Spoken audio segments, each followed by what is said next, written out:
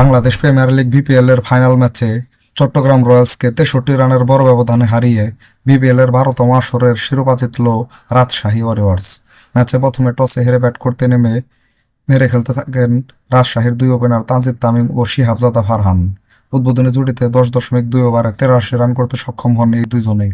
এরপর ফারহান আউট হলেও ঝড়ো ব্যাটিং করে নিজের বিপিএল ক্যারিয়ারে প্রথম সেঞ্চুরি তুলে নেন তানজিদ তামিম।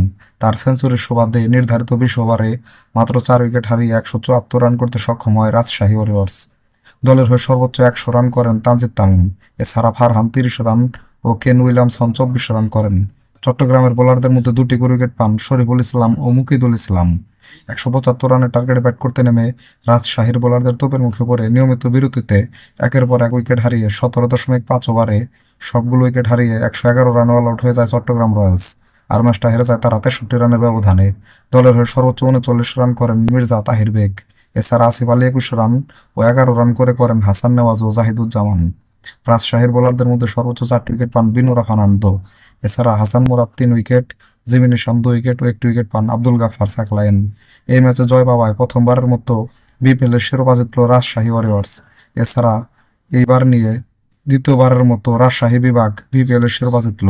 তো বন্ধুরা, ভিডিওটা ভালো লাগলে একটা লাইক দিন। সাথে ক্রিকেট ও ফুটবল নতুন নতুন আপডেট পেতে এখন আমার চ্যানেলটাকে সাবস্ক্রাইব করে দিন। সকলকে ধন্যবাদ।